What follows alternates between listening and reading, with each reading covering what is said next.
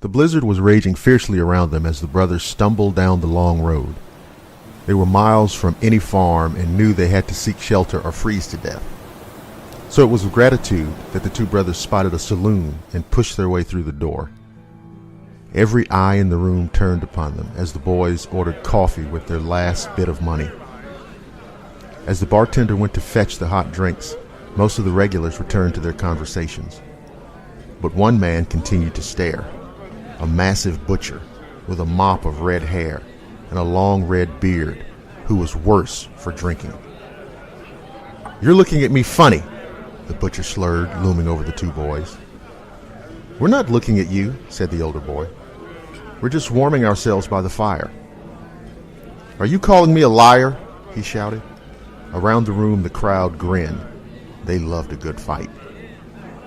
"We didn't say that," said the older boy quickly, waving his hands and accidentally striking the butcher on the arm. That did it. The butcher grabbed the boy by the collar.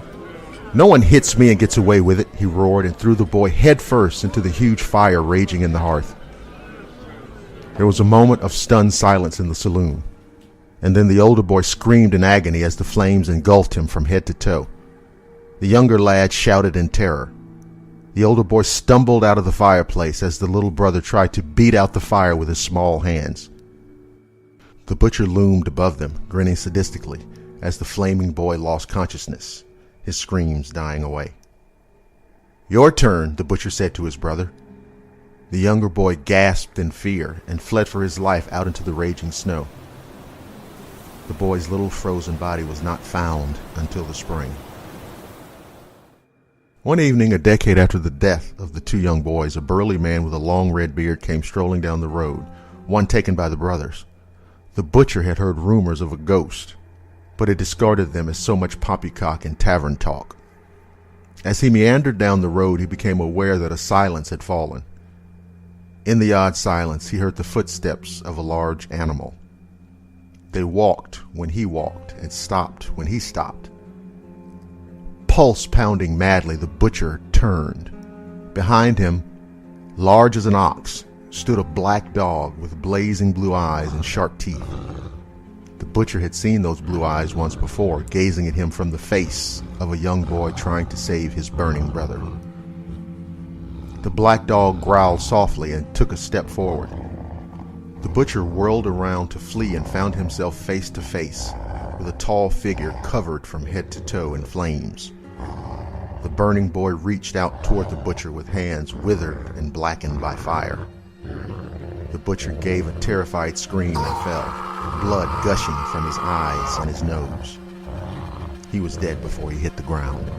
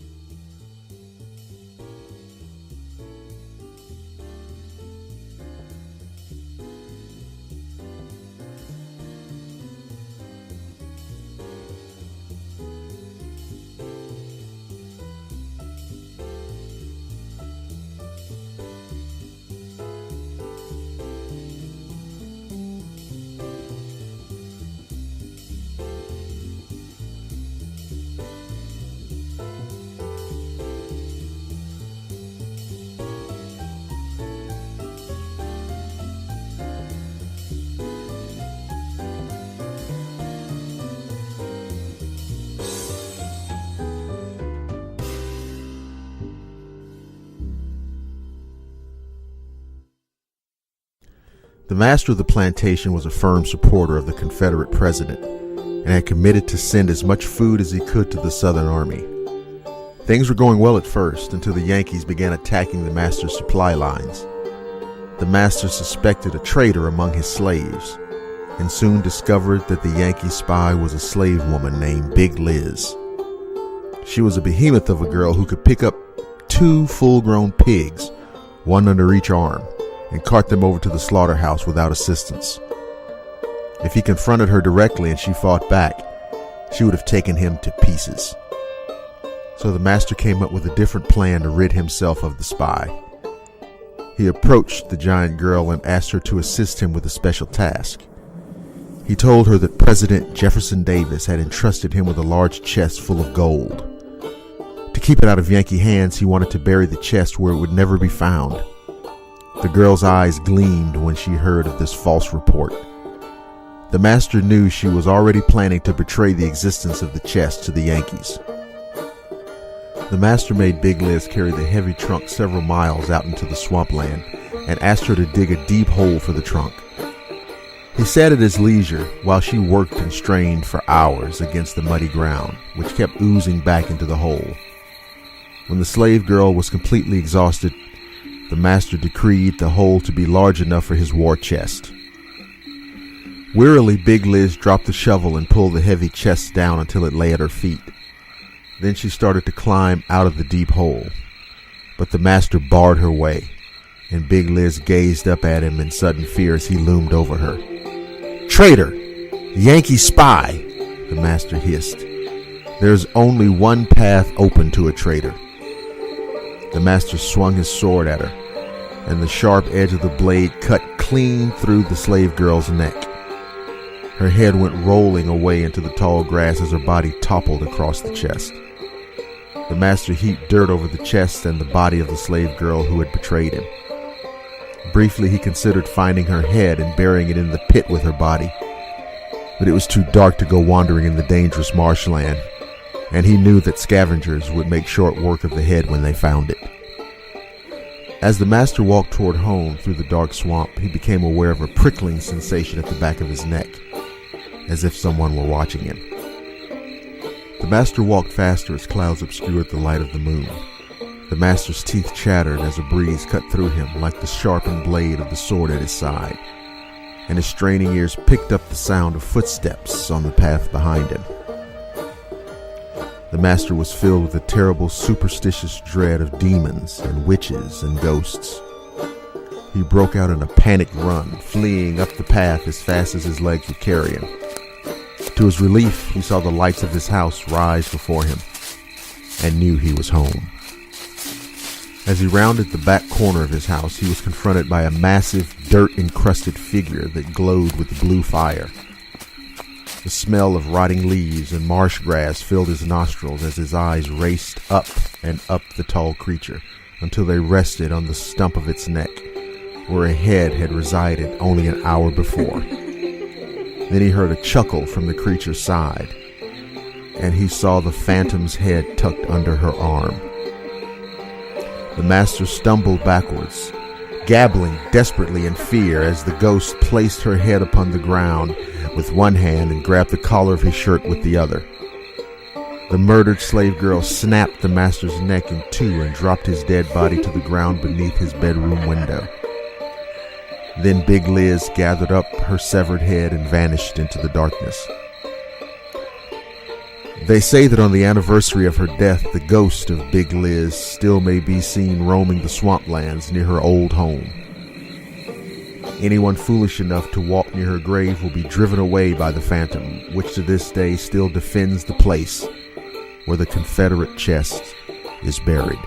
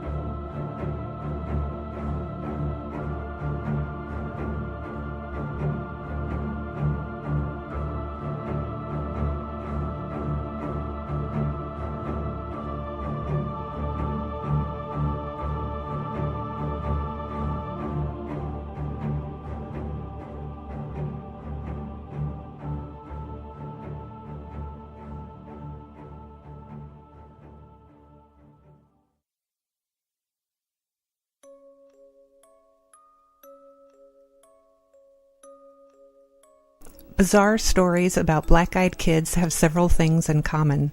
First, it seems to take a while for people to notice the children's eyes.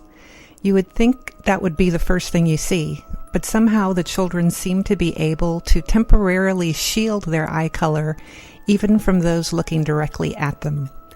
Another common theme is the instant feeling of unease and dread that people experience the moment they get close to one of these creepy children.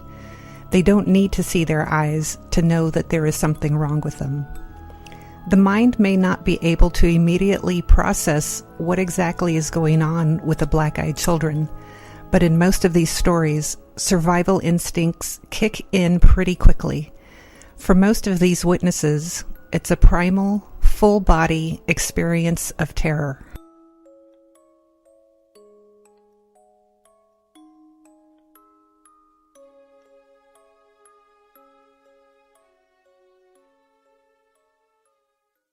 One of the earliest recorded sightings of black-eyed children was back in 1950.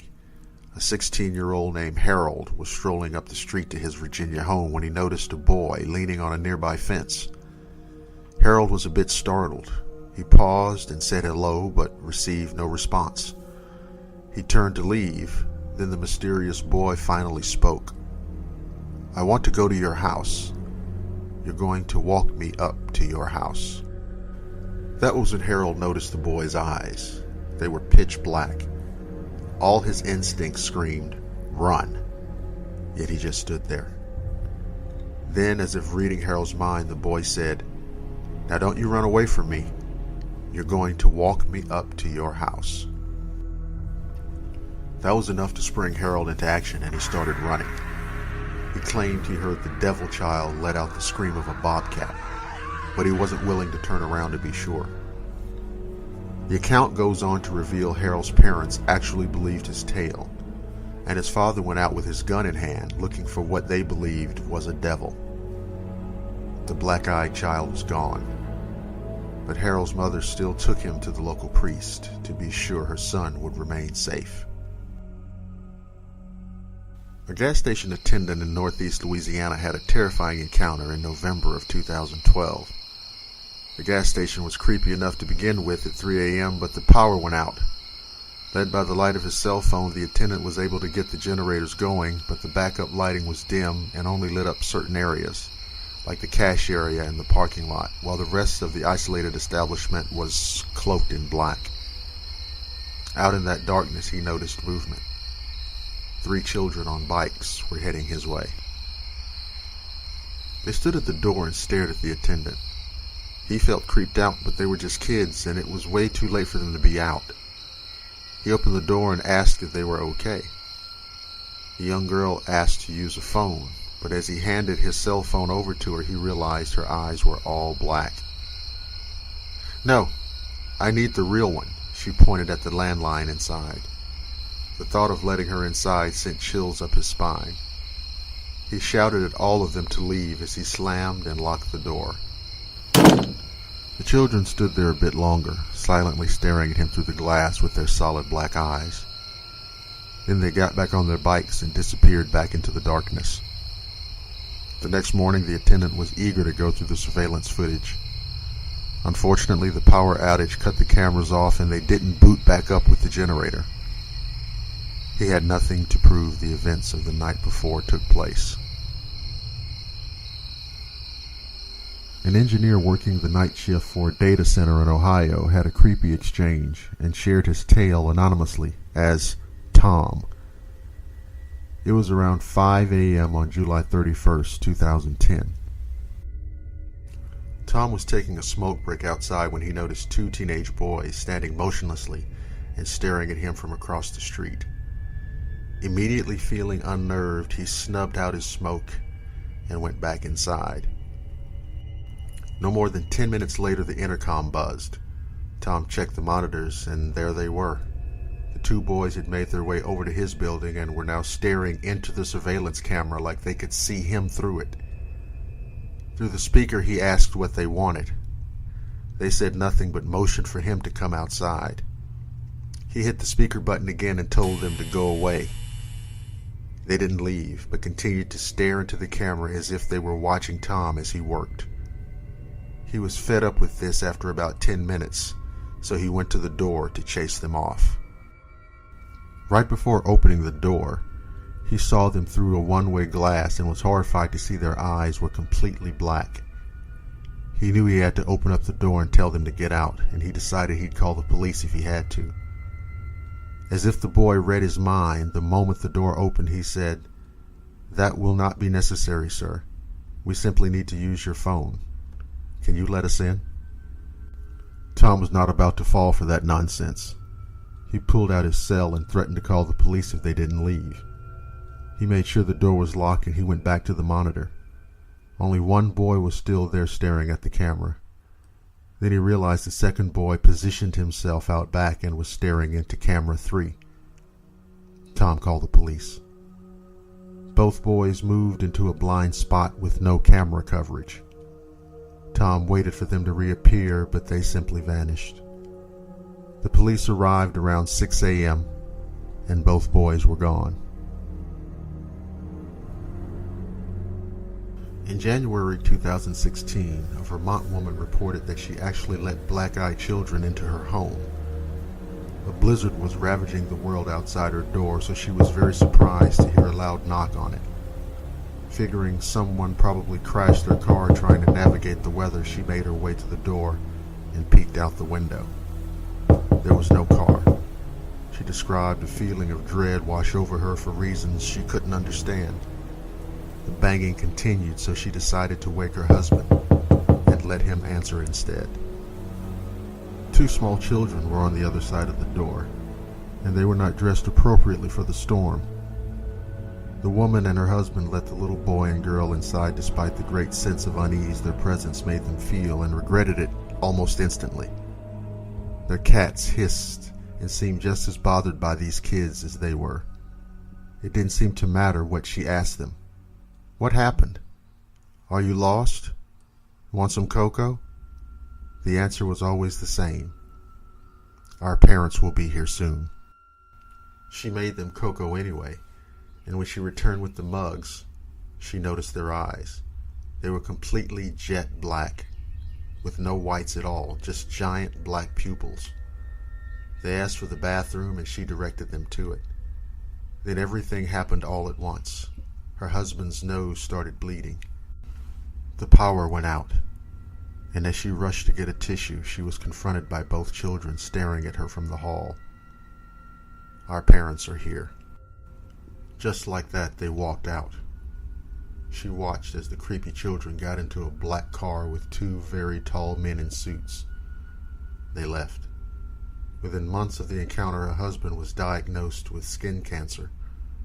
She began suffering from chronic nosebleeds, as her husband initially had, and her health began slowly deteriorating. She's certain it's because of the black-eyed children.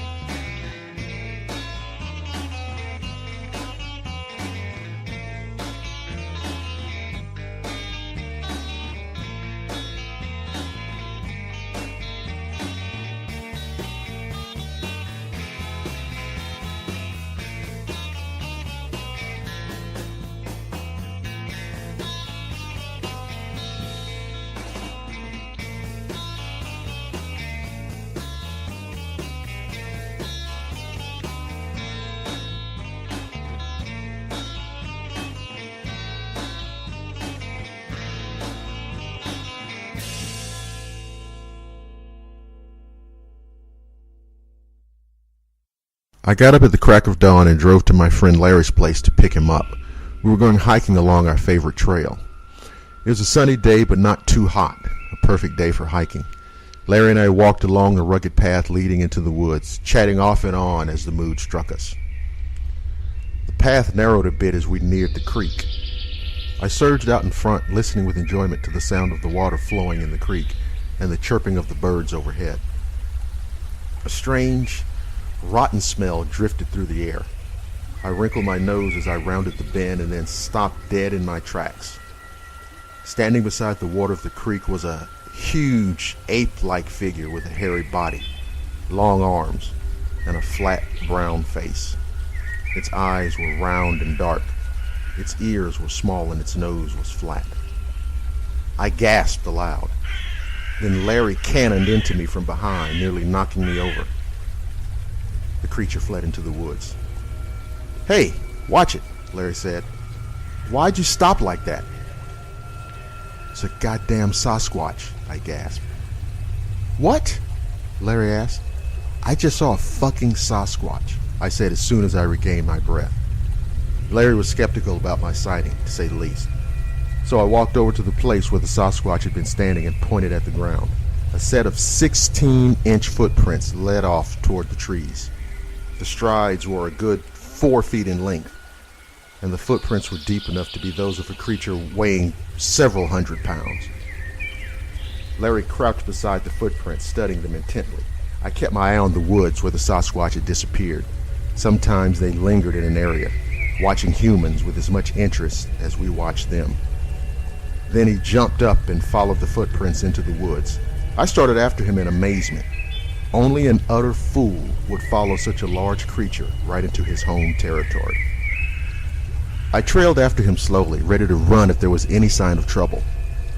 As I did, I caught another whiff of rotten garbage. "The ground's too hard here for any clear prints," Larry called back to me. "It looks like it went into these bushes." He parted the bushes and came face to face with the Sasquatch. Larry gave a strangled yell, which was echoed by an equally startled howl of surprise by the Sasquatch. Larry took off like a rocket, heading back towards the car. The Sasquatch ran in the opposite direction. I stood stock still, staring bemusedly, first at the fleeing Sasquatch and then at my fleeing friend. At his present rate of speed, I estimated that Larry could make it back to the car in under an hour. I looked again at the Sasquatch. It leapt over the creek in a single bound and disappeared into the trees. The smell of rotten garbage faded away. I shrugged my shoulders philosophically and started back down the trail towards the car, pondering my very first Sasquatch sighting. As I neared the car, I saw Larry sitting in front, drinking his way steadily through a six-pack. I grinned to myself. The next time I told Larry that I'd seen a Sasquatch, he wouldn't be so skeptical. Then again, knowing Larry, I was not so sure. I chuckled at the memory of Larry and the Sasquatch fleeing from one another, and got into the car and drove my shaken friend home.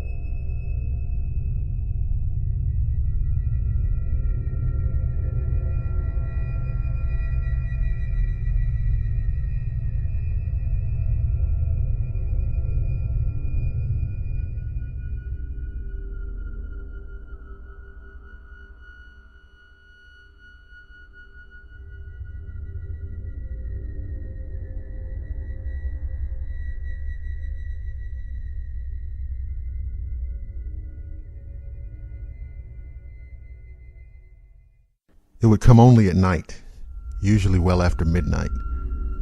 I could sometimes hear it moving through the darkness. It was blacker than black, for I could see the outline of its hideous form against the darkness of my room. It would flash monstrous faces to burn fear directly into me. Of course, these were not real faces, but rather gruesome visions projected by the thing. I knew instinctively that its true form was something so far beyond comprehension that it could not manifest in our reality. It would speak to me, directly into my mind. I would hear its sickening voice. I could hear each of its obscenities in a low, growling rumble. It was often more than I could stand. Last night, though, I was prepared. Incense floated in the air throughout my chambers, sage and myrrh. I lay silently beneath the sheets, clutching a small vial of Elium elixir water given to me by Archbishop Mern. As the entity approached, I offered a small plea to the mighty Ra and Athena and sprang into action. The miserable thing hissed and recoiled in fear and spite as I issued a powerful command of banishment and released some of the contents of my vial. I could feel terrible waves of heat pouring forth from its vile form, yet I would not relent. Finally, I could sense it begin to wane, to dissipate, as I sought to force it from this realm. No longer was its shape distinct in the darkness, its cohesion lost. Where it had been blacker than the lightless air, it now retreated to a weaker state. One final, terrible wail of submission, and it was gone. I collapsed in an ocean of fear, relief, and exhaustion. I was taken by nothing more than sleep, for I am here now to tell you this story.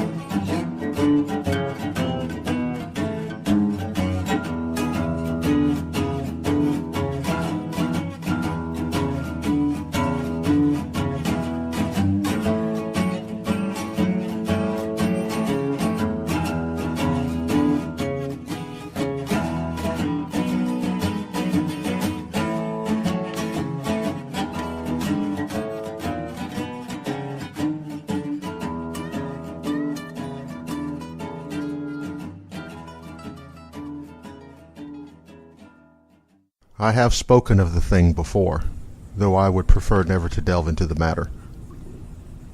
For many years I've written about the Blackwater, the deepest, most isolated region of the swamps of southern Georgia. I have talked with you and others about the bizarre manner in which reality has been distorted there. After more than 2 decades, I must admit that I am no closer to being able to say why this is the case. I have been witness to all manner of manifestations in the Blackwater. Some extra-dimensional to be sure, but some all too horrifically corporeal. The Morbarak is one such horror. Where it comes from and why it's there, I cannot say. It is a massive, hideous fiend that rises from the sickening muck when darkness falls. For its size, larger than a bison, it moves incredibly fast. It's notoriously predatory and its appetite nightmarishly voracious. This was evidenced in the past by the discarded human body parts that I discovered a number of years back. Some of them belong to children. So, I am back again. After swearing never to venture back to this place, I am back. For God's sake, I should know better. And it's for goddamn sure that I'm getting too old for this sort of thing. It's a monster, and my spirit cannot rest as long as such things plague the world of men. I do not know what is going to happen. The Morbarite will survive this, or I will. If I'm successful, you will know. If not, I trust that those of you that hear this, and all else I have left for the world, will find it within yourselves to think well of me.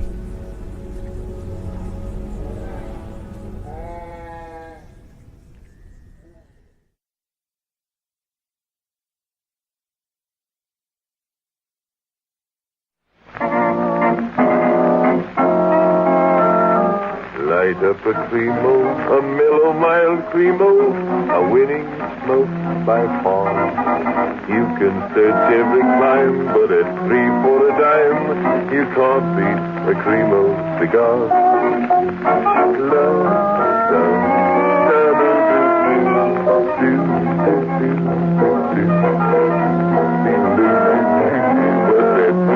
a dime, you can't beat a Cremo cigar.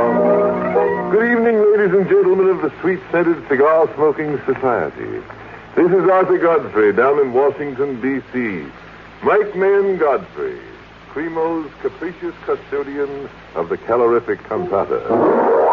I ran madly in what seemed like a hailstorm of rifle fire. I darted and dashed wildly as bullets whistled past my ears. It seems almost whimsical now, but even in those short moments of madness, the darkness which had come only days earlier was by far the more pressing. In the breast pocket of my field jacket, I carried the amulet of Camelkir. This was, I knew, the prize sought by my would-be assailants. I did not then know, however, that they were willing to kill me in order to contain the horror that I had unwittingly unleashed. It was a time of secrets, a time of lies, of measures and countermeasures, and it was a time of monsters. Through a series of cryptic clues, I had discovered the amulet installed in an obscure alcove adjoined to what I took to be a hidden burial chamber near, well, perhaps I should not say. Once removed from the alcove, I felt a distressing chill, followed by a subtle rumbling. Out of the shadows came the figure of a thing so hideous, so monstrous, that for a moment I was frozen. The thing approached me and released a series of wails and screams until the ground beneath my feet shook. I wielded my knife, struck once, slashing the creature before turning to seek escape. Then the rocks began to fall.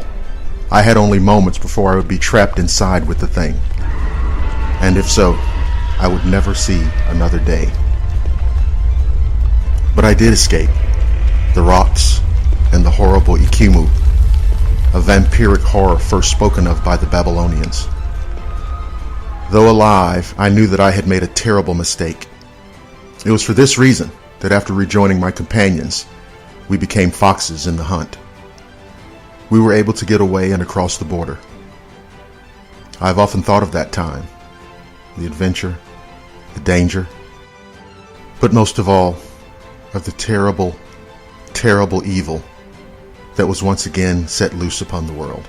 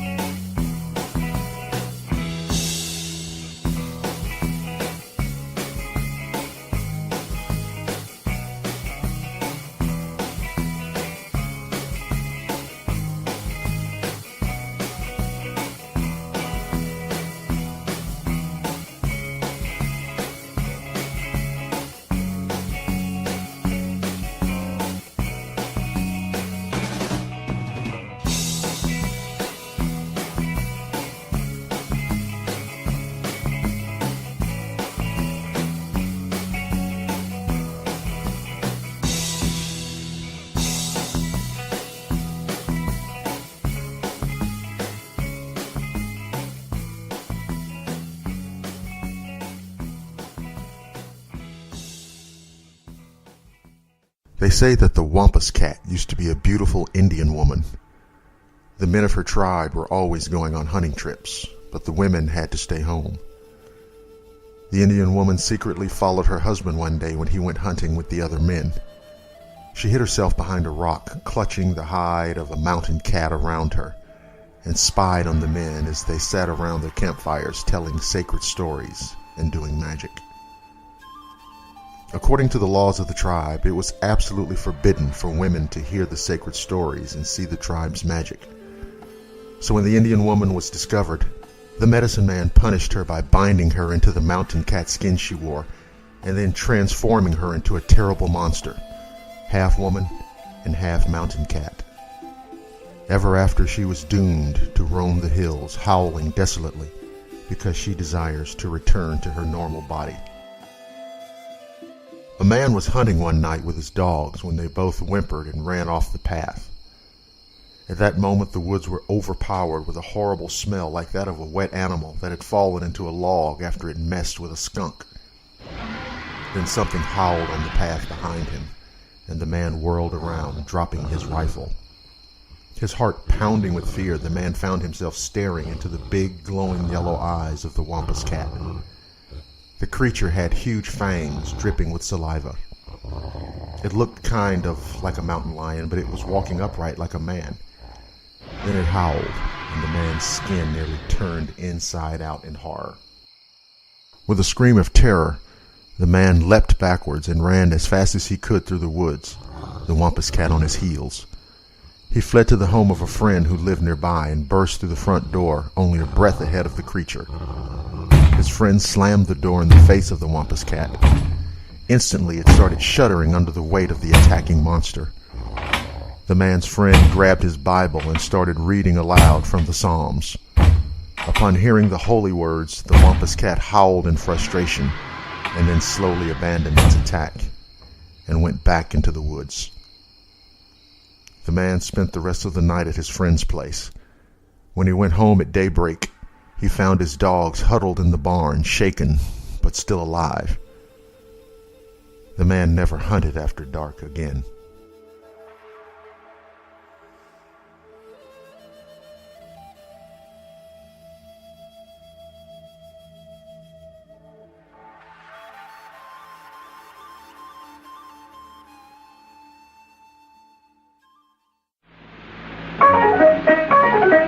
Beans times 2 beans is 4 beans.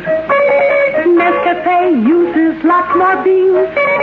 10 beans times 4 beans, and add 3 more beans, make 43 rich coffee beans. Yes, you get 43 beans in every cup of Nescafe real coffee beans. That's all there is. In Nescafe, 43 beans in every cup. Make Nescafe the all-coffee instant coffee with the let's have another cup taste. Extra beans means extra flavor.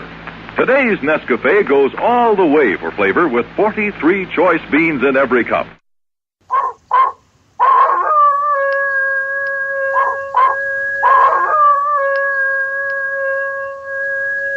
Listen to me, please, and be guided by these words. Listen well and heed the warnings that I bear witness to, for this horror is real. How Satan first came to intermix man and wolf and unleash the plague of lycanthropy upon the earth is lost in the mists of time. What is sure is that in doing so, he created a vile affliction that has contaminated many souls and caused much woe in the world. Any who suffer the ruinous misfortune of being bitten by a werewolf and who does not die of their wounds before the first following full moon will fall victim themselves to the curse. When first bitten, to all outward appearances, those who have become infected by lycanthropy are as normal men. However, when the moon is full, the contagion running through their veins takes hold, and they lose all control of their mind and body. An irresistible compulsion drives the lycanthrope to abandon his dwelling, and in the dead of night find open ground. When the full moon light falls upon the creature, the transformation from man to beast takes hold. Once in lupine form, bloodlust overwhelms the lycanthrope, and it succumbs to the animal cravings for blood and violence that course through his being. The first few times that this change occurs, the slaughter of mere animals will suffice to sate his appetite. However, as time passes and the plague begins fully to infect his soul, such dull flesh as this will no longer satisfy his cravings, and the werewolf must seek out human victims. The more lunar cycles that pass before a lycanthrope is destroyed, the harder it becomes for them to maintain the semblance of human form. Eventually they succumb fully to the beast that lurks within and spend the rest of their days in wolf form, roaming the nights in an outrageous frenzy of bloodlust. Werewolves have the intelligence of man allied to the feral cunning and ferocity of a wolf. This makes them a dangerous foe to pursue. However, the flowers of the wolf's bane plant have a similar effect on them as the Holy Cross does upon vampires. To guard a dwelling against their entry, you should cover all entrances in an abundance of these pungent flowers. As you hunt their kind, a necklace of wolf's bane will afford you great protection. Know also that only weapons tipped with silver may harm a werewolf.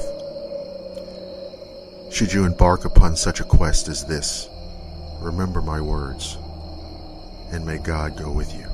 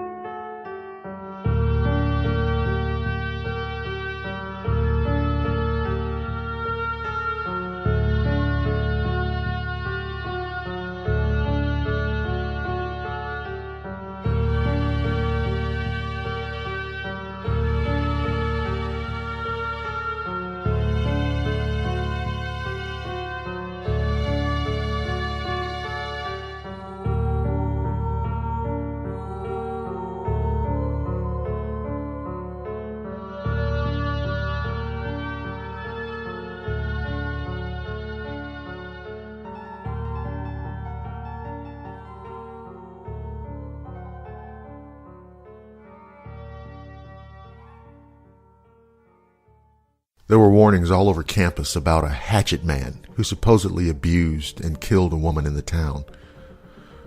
All the girls were warned to walk in pairs and to stay in brightly lit areas if they had to go out at night. The sophomore and her roommate were staying in an empty dorm over Thanksgiving break, since both their families were out of the country. They grew very bored as day followed boring day and night followed boring night. Tired of staying inside every night for fear of the hatchet man, her roommate suggested they have dinner at the local bar, and the sophomore agreed. The two women had lingered longer than anticipated, and it was almost midnight when the sophomore, more than a little drunk, decided to walk back to the dorm. Her roommate was busy flirting with the bartender, so she headed into the dark, silent streets alone. The sophomore had forgotten all about the hatchet man warnings. It wasn't until she took a shortcut through the dark, creepy alley that she remembered there was a desperate murderer on the loose. The sophomore shivered, feeling suddenly sober and very much alone. She felt as if hostile eyes were peering out at her from every menacing shadow and darkened doorway. She quickened her pace. Was that heavy breathing she heard behind her? Were those footsteps walking in time with her own? The sophomore broke into a run, heart pounding fiercely, sure that someone was following her. She darted onto the college campus, zigzagged through the buildings, and flung herself, panting, into the dorm. She pounded up 3 flights of stairs, down the hall, and slammed into her room, locking the door behind her. It was only then, leaning against the door with her heart racing, that she started to feel foolish. There was no sound from the hallway, no footsteps, no heavy breathing, no hatchet breaking through the wood of the door. She'd been a fool. The sophomore staggered to the bathroom to wash up for the night, leaving the door locked behind her. She kept glancing in the mirror to make sure that everything was secure. The scene in the mirror was normal, and there was no sound in the empty dormitory. Everything was just fine, she told herself. Then she remembered that her roommate was still at the bar. She didn't want her roommate to walk home alone, so she called the bar and asked the manager if he would arrange for her roommate to be brought home in a taxi. The music in the background was loud, and she wasn't sure if the manager understood her request. But at least she tried. The sophomore curled up in bed with the reading lamp on, determined to wait up for her roommate. But the combination of heavy drinking and her earlier fright sent her into a deep sleep almost at once, and she did not awaken until the sun came pouring in the window early next morning. She woke with a hangover and rolled over, trying not to be sick in the bed. When she looked across the room, she realized that her roommate wasn't in the bed on the far wall. In fact, it looked as if her bed had not been slept in at all. She rolled to her feet, heart pounding with dread. Maybe her roommate had spent the night in the lobby. Her roommate had done that once before when out partying until the wee hours of the morning, saying it was too much trouble to climb 3 flights of stairs. With trembling hands, the sophomore unlocked the door and wrenched it open in search of her roommate. The unmistakable, faintly metallic scent of blood smashed into her nostrils as the door swung open. That was her only warning before her shocked eyes saw blood splattered all over the walls and floor of the 3rd-floor hallway. She screamed in terror, leaping backward away from the partially decapitated body of her roommate, which lay dead at her feet. Her throat was slit from end to end and blood pooled under her dead body. The nails on her outstretched hand were torn and splintered where they had scratched desperately at the wooden door. A black shadow lay across her roommate's body. She looked up in a daze, her gaze following the black shadow to its source. Embedded in the window frame near the entrance to the staircase was a blood-stained hatchet, outlined in the light of the rising sun.